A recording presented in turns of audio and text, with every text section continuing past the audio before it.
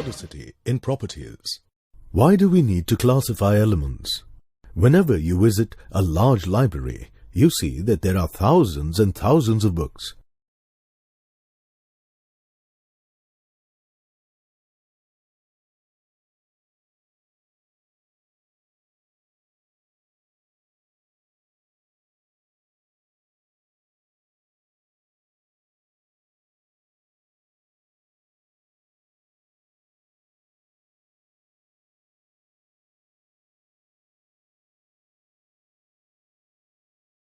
In spite of there being thousands of books, if you ask for a particular book, the library staff are able to locate it quite easily.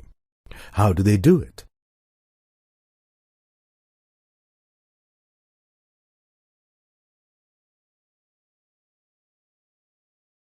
In a library, the books are classified into various categories and subcategories.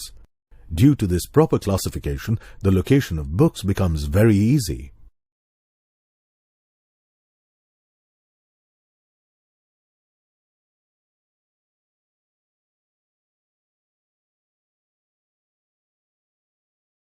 In the same way, there are 114 elements known at present, but it is very difficult to study such a large number of elements and their innumerable compounds individually. So, the scientists tried to develop a systematic way to organize the knowledge by classifying the elements. We have also studied that elements with similar electronic configurations show similar chemical properties. Electrons are filled in various shells and subshells in a fairly regular fashion. Therefore, properties of elements are repeated periodically. Such trends in their physical and chemical properties were noticed by chemists in the 19th century, and attempts were made to classify elements on their basis long before structure of atoms or oxidation states. We have seen trends in the physical properties of the elements. Now, let us see the trends in the chemical properties of the elements. The atomic electron configuration of an element determines the chemical reactivity of that element, but it is not the total number of electrons that is important. We have already learned that the number of valence electrons increases in a period. The valence of representative elements is usually counted as the number of electrons in the outermost orbitals, and or equal to 8 minus the number of outermost electrons as shown in the table. In normal elements, it increases from 1 to 8 in a period from left to right. It reaches 8 in group 18 elements, noble gases, which show practically no chemical activity under ordinary conditions, and their valency is taken as 0. Nowadays, the term oxidation state is frequently used for the valence. Let us see an example to understand how oxidation of an element is calculated in a compound of that element. Let us consider an oxygen containing compound OF2. The electronegativity of fluorine is greater than that of oxygen. Fluorine atom has outer electronic configuration 2s22p5. Each fluorine atom with this electronic configuration shares one electron with oxygen in this molecule. As there are 2 fluorine atoms in the molecule and oxygen shares 2 electrons with the fluorine atoms, fluorine in this molecule is given oxidation state of -1 and oxygen is given oxidation state of +2.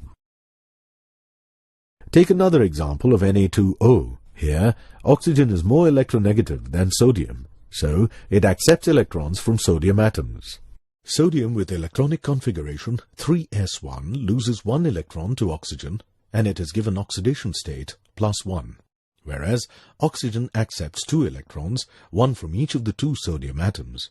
Thus, it shows oxidation state -2. Thus, the oxidation of an element in a particular compound can be defined as the charge acquired by its atom on the basis of electronegative consideration from other atoms in the molecule. We can observe some periodic trends in the valence of elements by calculating oxidation states in their hydrides and oxides. All the elements of a group have the same number of valence electrons. Therefore, they all have the same valency.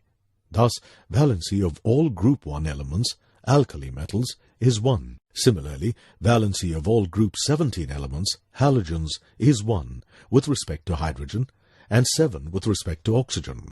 Anomalous properties of second period elements. The second period elements show some different properties than the elements of the other periods for each group.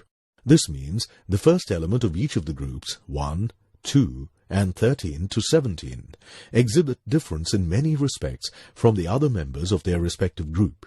All alkali metals other than lithium and all alkaline earth metals other than beryllium form ionic compounds, but lithium and beryllium form compounds with significant covalent character. Lithium and beryllium chemically behave similarly to the second elements of the following groups, that is, magnesium and aluminium respectively. This type of similarity is commonly referred to as diagonal relationship in the periodic properties. This anomalous behavior of second period elements is due to their small size, large ratio of charge or radius, and high electronegativity of the elements. The first member of group, which is a member of second period, has only 4 valence orbitals, 2s and 2p, available for bonding, while the second member of the group have 9 valence orbitals, 3s, 3p, 3d, available for bonding. So, the first member of each group has covalency of 4, as shown by boron, which can form only Bf4-, whereas the other members of the groups can expand their valence shell to accommodate more than 4 pairs of electrons, as shown by aluminium, which forms Alf6-3-. Also, the first member of p-block elements, which are situated at the right-hand side in the second period, exhibits a greater tendency to form pp to pp multiple bonds with itself and with other second period elements as compared to other members of the same group. Periodic trends in chemical reactivity. Some elements like sodium are highly reactive, while some elements like iron react very slowly, and some elements like gold do not show a tendency to react at all. We have seen that the trends in all physical and chemical properties of elements are related to their electronic configurations. We have already observed the periodic trends in certain fundamental properties such as atomic and ionic radii, ionization enthalpy, electron gain enthalpy, and valence. Now, we will try to explore relationships between these fundamental properties of elements with their chemical reactivity. We know that the atomic and ionic radii decrease in a period from left to right. Consequently, the ionization enthalpies generally increase and electron gain enthalpies become more negative across a period till the element preceding the noble gas. The noble gas has positive electron gain enthalpy values, as explained earlier. Element in a period is the least, and the electron gain enthalpy of the element on the extreme right preceding noble gas is the highest. Thus, chemical reactivity is high at the two extremes and the lowest in the center. So, the maximum chemical reactivity at the extreme left, alkali metals, is shown by the loss of an electron, leading to the formation of a cation. Similarly, the maximum chemical reactivity at the extreme right, halogens, is shown by the gain of an electron forming an anion. Thus, metallic character is highest at the extreme left. Metallic character of an element decreases, and the non-metallic character increases, while moving from left to right across the period. The chemical reactivity of an element can be represented by its reactions with oxygen. Elements on the two extremes of a period can easily combine with oxygen to form oxides. The oxide formed by the element on extreme left is the most basic, such as Na2O. The oxide formed by the element on extreme right is the most acidic, such as Cl2O7. Oxides of elements in the center are neutral, example CO, NO, N2O, or amphoteric, example Al2O3, As2O3. Amphoteric oxides behave as an acid with bases and as a base with acids, whereas neutral oxides have no acidic or basic properties. The change in atomic radii is much smaller among 3D transition metals as compared to those of representative elements across the period, and change in atomic radii is still smaller among 4F inner transition metals. The ionization enthalpies of these elements are intermediate between those of S and P blocks. So, they are less electropositive than the group 1 and 2 metals. To end the chapter, let us recap all the trends in the periodic table that we have studied.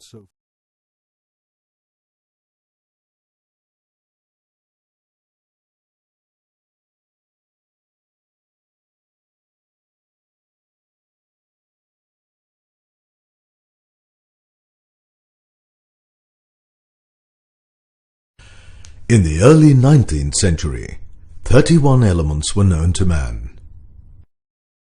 As more and more elements were discovered, several attempts were made to classify them on the basis of their then known properties. This was necessary because it was impossible to study all the elements and their millions of compounds individually.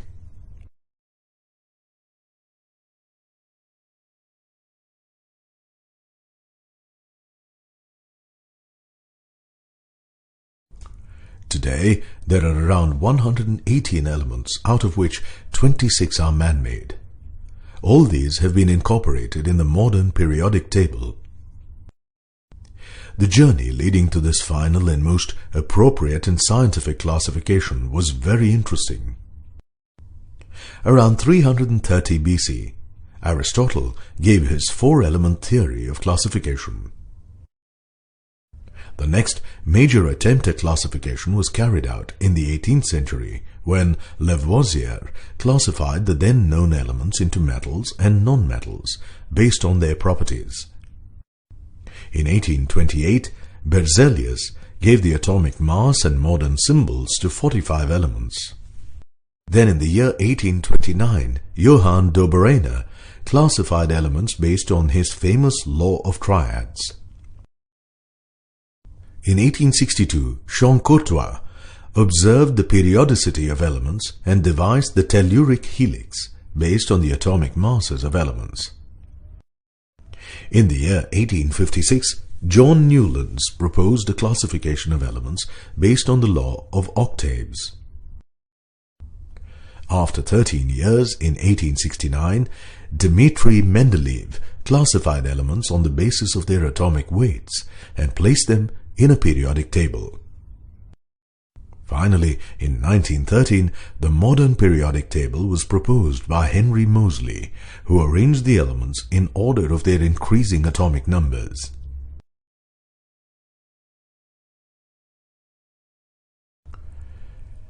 Dobereiner's triads. A German scientist, Johann Dobereiner, observed that elements with similar physical and chemical properties fall into groups of three. He called these related groups of three elements triads. The alkali metals triad consisted of lithium, sodium, and potassium. All these elements are metals and they show valency of +1. The alkali metal triad elements are highly reactive.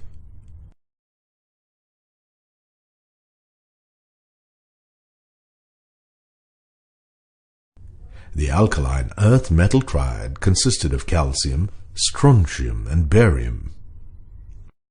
The halogen triad consisted of chlorine, bromine, and iodine. Dobereiner proposed that in a triad, the atomic weight of the middle element is approximately equal to the arithmetical mean of the weights of the other two elements.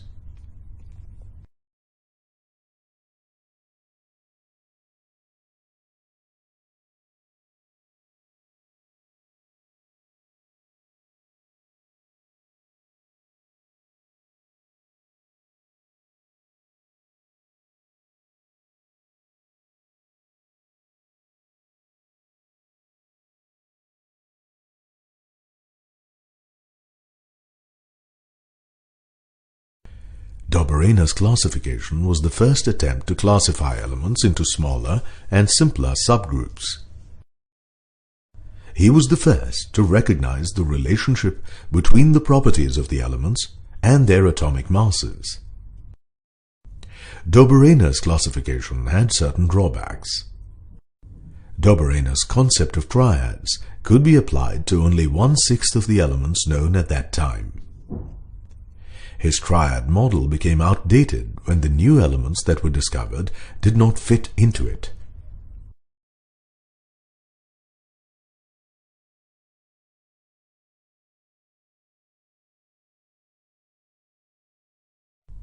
In 1864, an English chemist, John Newlands, arranged the known elements in increasing order of their atomic weights.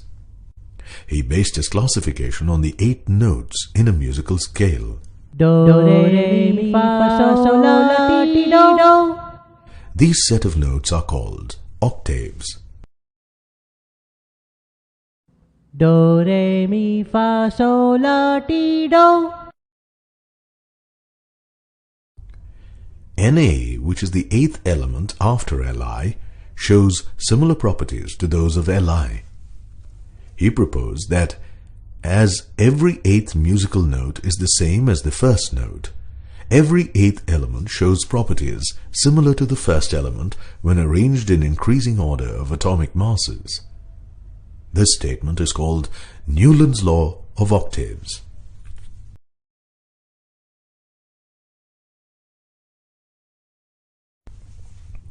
Newlands' classification paved the way for the arrangement of the elements into periods.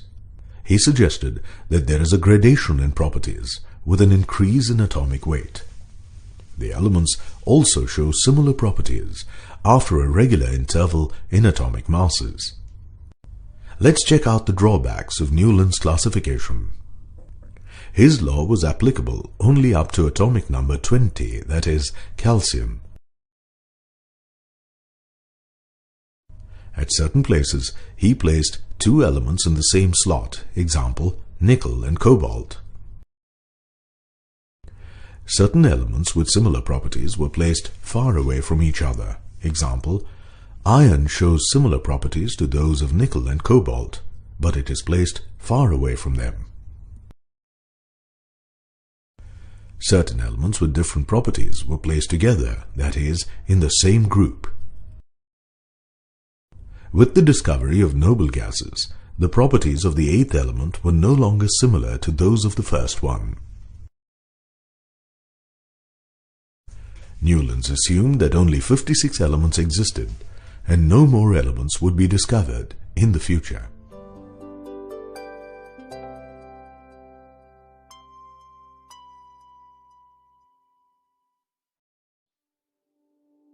In 1869, Mendeleev attempted to classify the 63 known elements in order to simplify their study.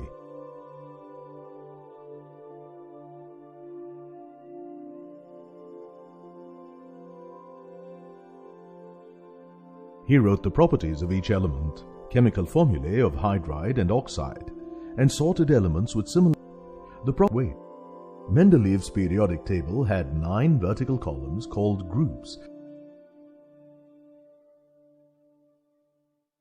and 6 horizontal rows called series. Mendeleev left some blank spaces in the periodic table. He made predictions that these blank spaces would be filled up by new elements that would be discovered later.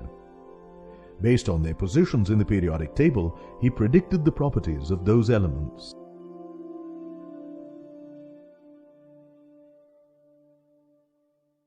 Mendeleev's periodic table helped in correcting the atomic masses of some of the elements based on their positions in the periodic table.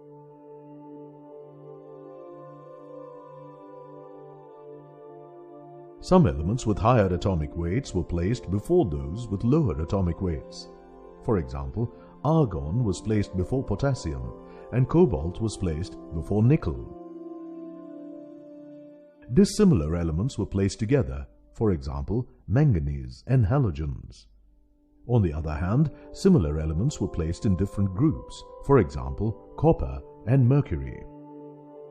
Lanthanides and actinides were not given proper places in Mendeleev's periodic table. No space was reserved for noble gases.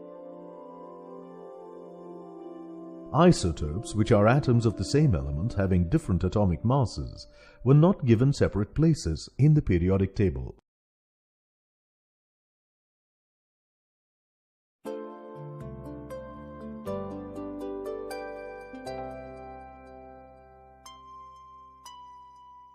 Modern periodic law is the consequence of the periodic variation in electronic configuration, which determines the properties of elements. The properties of the elements depend on atomic number and electronic configuration.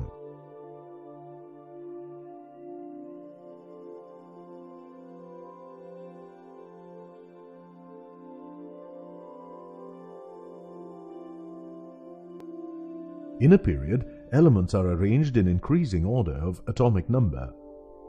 The maximum number of elements in each period is determined on the basis of quantum numbers and the order of filling up of orbitals.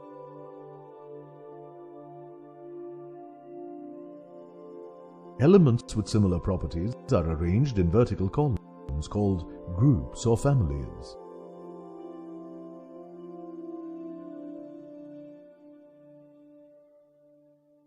Elements in a group have similar outer electronic configurations in their atoms. Hence, the modern periodic table is sometimes also known as Bohr's periodic table.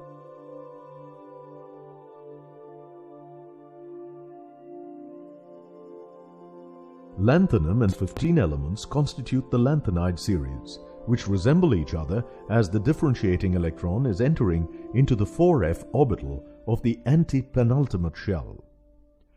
They exhibit the variable oxidation state, and all of them are metals.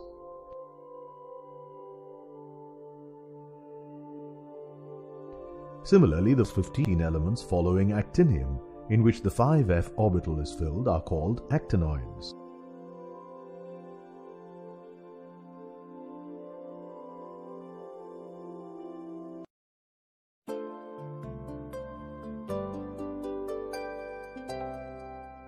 The IUPAC name is used until a new element's discovery is proved, and it is named officially. The name is derived directly from the atomic number of the element, using the numerical roots of 0 and the numbers from 1 to 9. When the IUPAC name is given, then we can find out the atomic number by knowing the roots combined in the name. Unilhexion is obtained by joining UN plus nil plus hex plus IUM. Un represents 1 and nil is used for 0 and hex is for 6. Hence, it is an element with atomic number 106. See Borgium. The IUPAC name of dubnium is derived by joining the numerical roots of 105 and IUM at the end.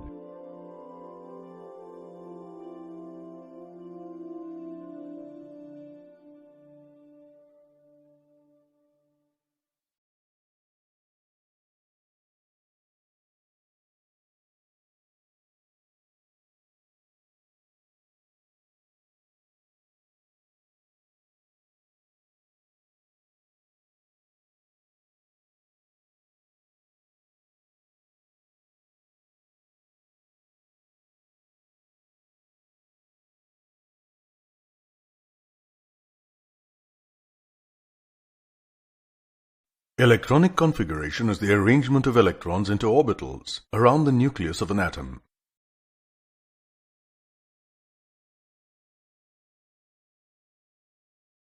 There is a direct relationship between the position of an element in the periodic table and its electronic configuration.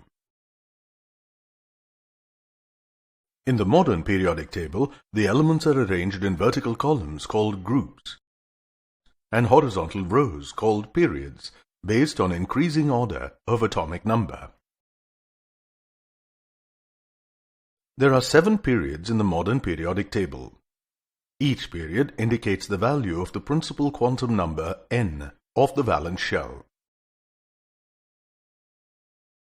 The first period corresponds to the filling up of electrons in the first energy shell, or K shell. For n equals 1, there is only one s orbital which can accommodate only 2 electrons. Therefore, the first period has only 2 elements, namely hydrogen and helium.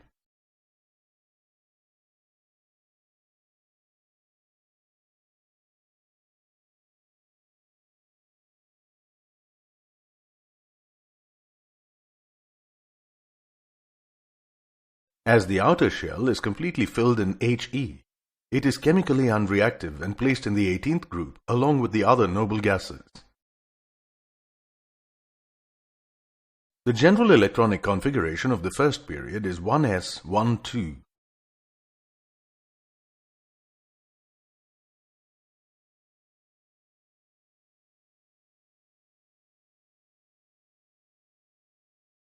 The second period corresponds to the filling up of the electrons in the second energy shell, n equals 2 or L shell. This shell has 4 orbitals, namely 1 2s and 3 2p. As each orbital can accommodate 2 electrons, the second period contains 8 elements. The general electronic configuration of the elements in the second period is 2s12, 2p1 to 6.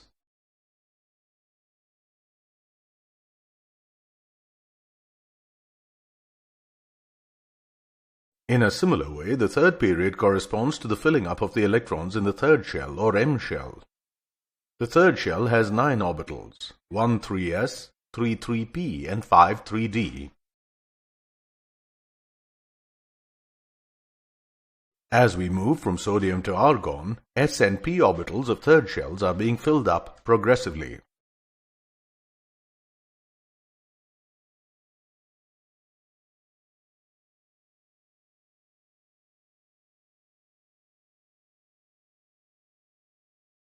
Fourth period, there are 18 elements in total, in which part of the fourth shell and part of the third shell are being filled up.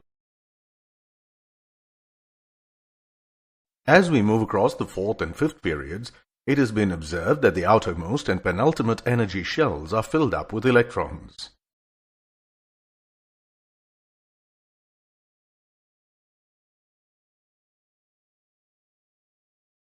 In potassium and calcium, electrons enter into a 4s orbital as it is lower in energy than 3d orbitals. From scandium to zinc, the 5 3d orbitals are progressively occupied. From gallium to krypton, 4p orbitals are being filled up, as 4p orbitals are higher in energy than 3d orbitals. In these elements, the outermost and penultimate energy shells are incomplete.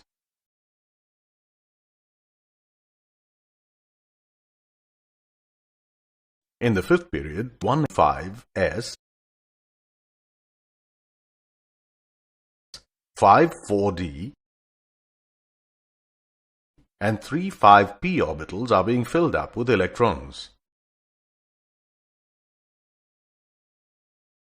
In the sixth and seventh period elements, the last 3 energy shells are incomplete and begin with the filling of the sixth and seventh shells respectively. Out of the 32 elements of the sixth and seventh periods, the first 2 electrons enter the s orbital, 1 the d orbital, the next 14 electrons occupy f orbitals. The next 9 enter d orbitals, and the remaining 6 electrons fill up p orbitals.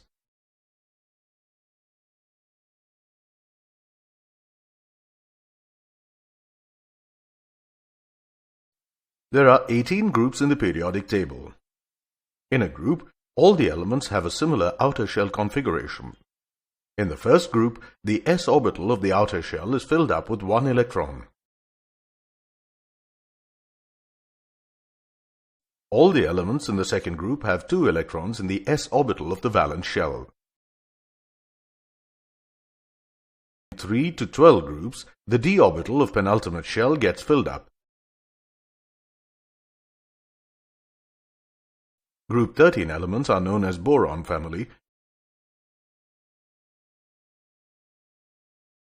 Group 14 elements are called as carbon family.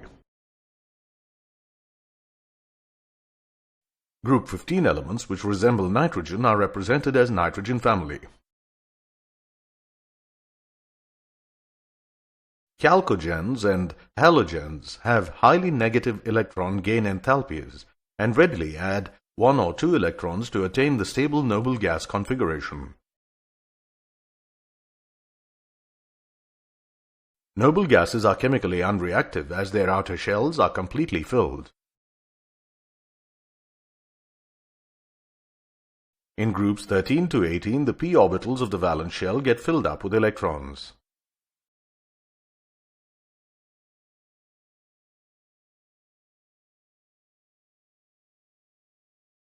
The elements are classified into 4 blocks, S, P, D, and F blocks, based upon the orbital that received the last electron. The s-block elements involve the filling of the outermost s orbital. S-block elements are highly reactive as they have low ionization energies. Their compounds are predominantly ionic. The p-block elements have valence electrons in p orbitals of the outermost shell. Most of these elements are nonmetals and metalloids and are called main group elements. S and p block elements together, known as representative elements, are highly reactive. In d block are elements belonging to 3 to 12 groups in which the d orbitals of the penultimate shell are being filled up. They are transition metals as they transit the properties from the most electropositive s block to the most electronegative p block elements.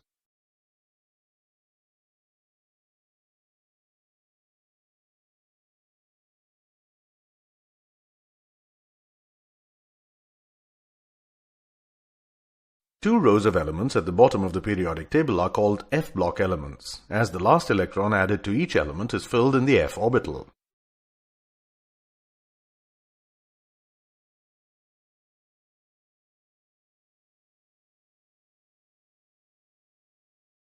"78% of the available elements are metals.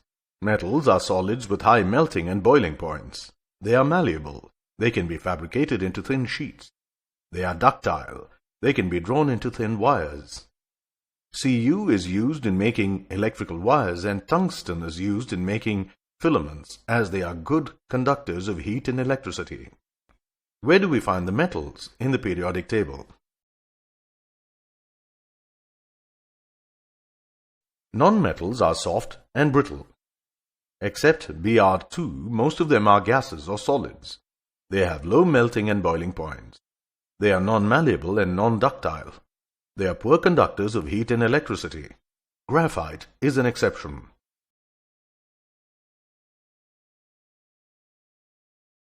Metals and non-metals in the periodic table are separated by a set of elements which behave like metals and non-metals, called metalloids.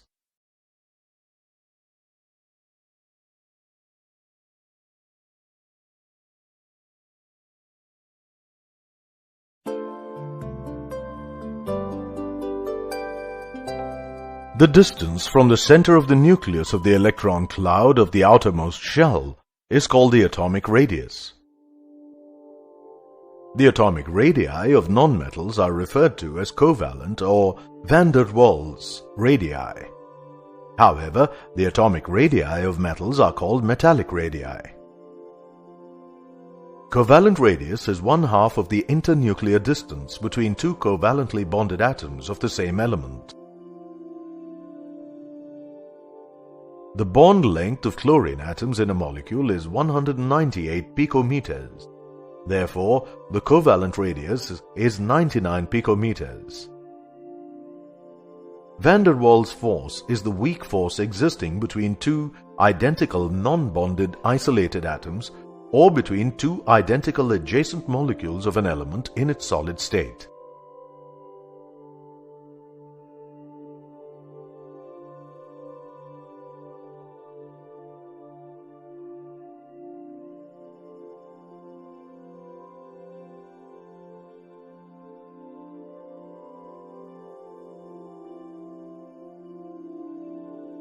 The metallic radius is 1/2 of the internuclear distance between two adjacent metal ions in a metal lattice. In the periodic table, moving down a group, the principal quantum number n increases.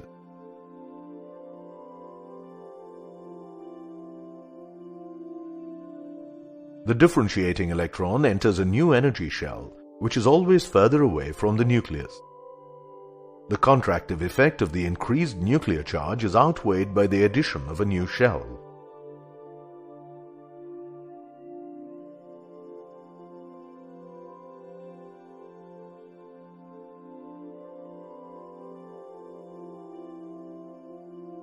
As the attraction between the nucleus and the valence shell electrons decreases, the atomic radii of elements down any group in the periodic table increases.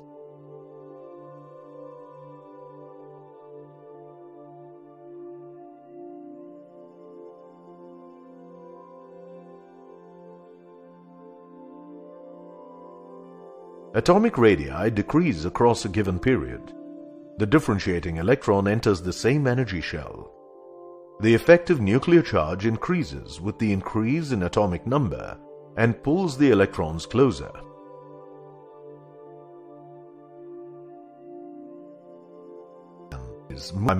Exactly causing the negative charge will have a larger radius, owing to increased repulsion of electrons and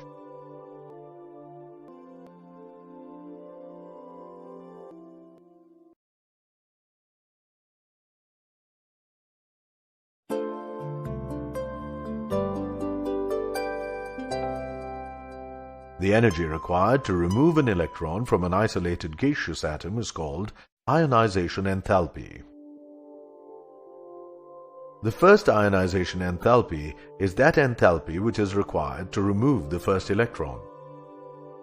The second ionization enthalpy is that required to remove a second successive electron.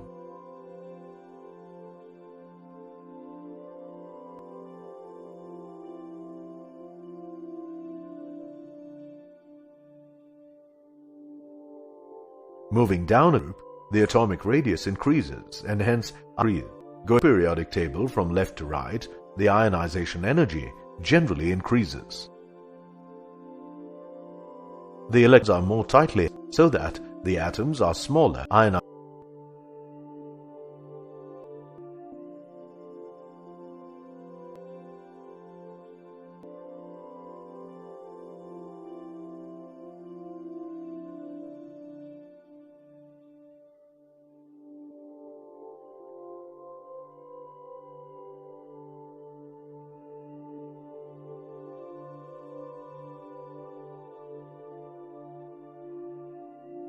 To sum up, the factors that affect ionization enthalpies include atomic size, nuclear charge, the penetration effect of electrons, electronic configurations, and the screening effect of the inner electrons.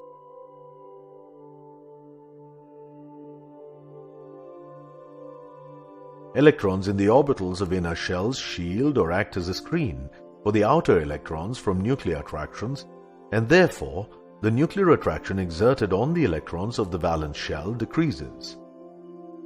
Shielding is effective when the orbitals in the inner shells are completely filled.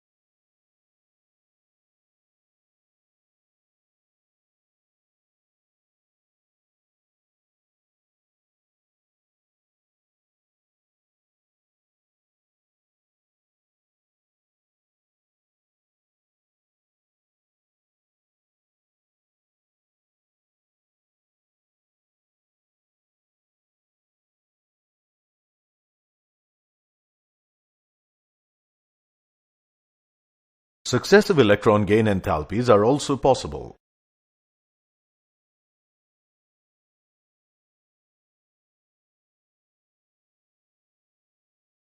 An oxygen atom forms an oxide ion by gaining 2 electrons in succession. The addition of an electron to an oxygen atom is an exothermic process. However, the addition of the second electron to an oxygen ion is an endothermic process.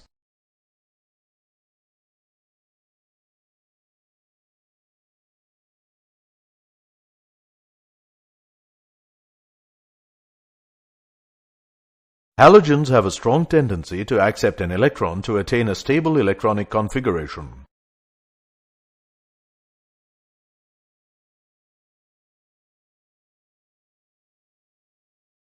Electron gain enthalpy increases from fluorine to chlorine and then decreases as we move down from chlorine to iodine in group 17 of the periodic table as atomic size and the shielding effect increases with increase in atomic number. Electron gain enthalpy varies irregularly as we move across a period. It becomes more negative from left to right across a period. The discrepancy in electron affinities across the period is due to the valence shell electronic configuration of the elements.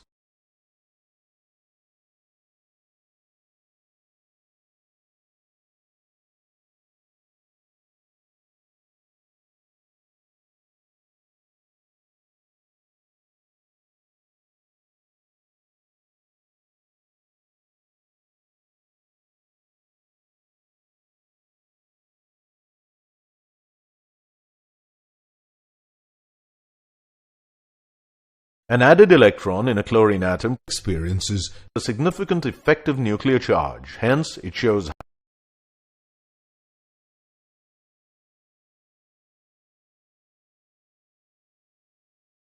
high electron gain enthalpy.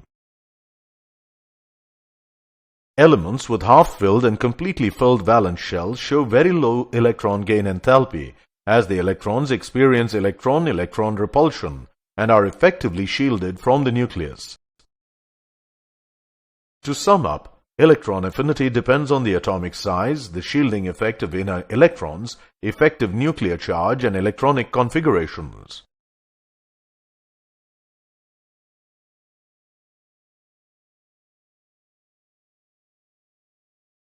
An atom attempts to attract electrons towards itself when bonded with another atom. A qualitative measure of the ability of an atom in a chemical compound to attract shared electrons to itself is called electronegativity.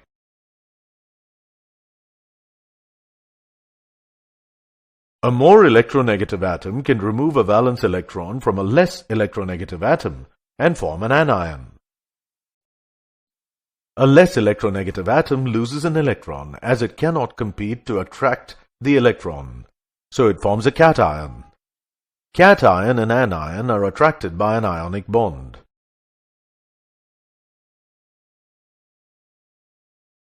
Elements with nearly equal electronegativities cannot attract electrons away from each other, and they share the electrons equally, resulting in a nonpolar covalent bond.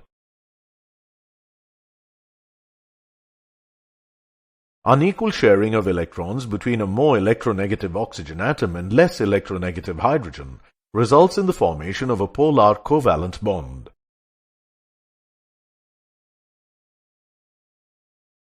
To sum up, the difference in the electronegativity values decides the nature of the chemical bond.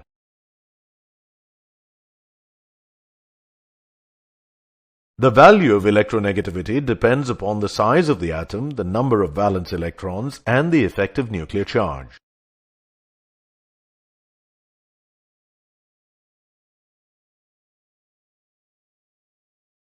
The number of valence electrons increases from 1 in sodium to 2 in magnesium, 3 in aluminium, 4 in silicon, 5 in phosphorus, 6 in sulfur, and 7 in chlorine.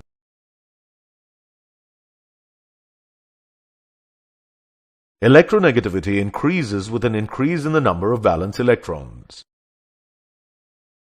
Electronegativity also increases with the increase in effective nuclear charge. Does electronegativity increase as we move across a period?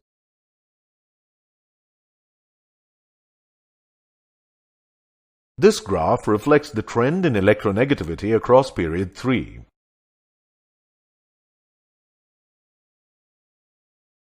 Electronegativity increases as we move from metallic to non-metallic, that is, as we move from left to right across the periodic table in the first long row.